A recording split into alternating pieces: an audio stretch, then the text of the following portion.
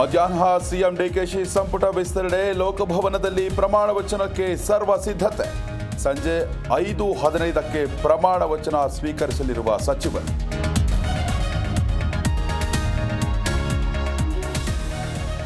ಸಿದ್ದುಗೆ 79ನೇ ವರ್ಷದ ಹುಟ್ಟುಹಬ್ಬದ ಸಂಭ್ರಮ, ಸಾಮಾಜಿಕ ನ್ಯಾಯದ ಹರಿಕಾರ, ಭಾಗ್ಯಗಳ ಸರದಾರ. ಟ್ವೀಟ್ ಮೂಲಕ ಸಿದ್ದು ಹೊಗಳಿದ ಹರಿಪ್ರಸಾದ್.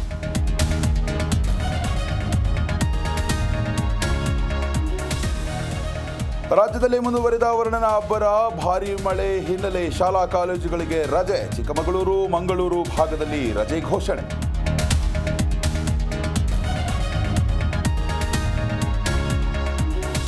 ಮಳೆಗೆ ಕೊಚ್ಚಿ ಹೋಯಿತು ಅಡಿಕೆ, ಬಾಳೆ, ಕಾಫಿ ಬೆಳೆ. ಭದ್ರಾ ನದಿ ನೀರು ತೋಟಕ್ಕೆ ನುಗ್ಗಿ ಬೆಳೆ ನಾಶ.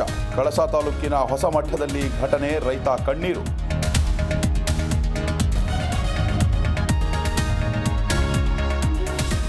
ಮೂವತ್ತೊಂಬತ್ತು ಪದಕಗಳೊಂದಿಗೆ ಕಾಮನ್ವೆಲ್ತ್ ಪಯಣ ಮುಗಿಸಿದ ಭಾರತ. 13 ಚಿನ್ನ, 17 ಬೆಳ್ಳಿ, 9 ಕಂಚು ಗೆಲ್ಲುವಲ್ಲಿ ಯಶಸ್ವಿ.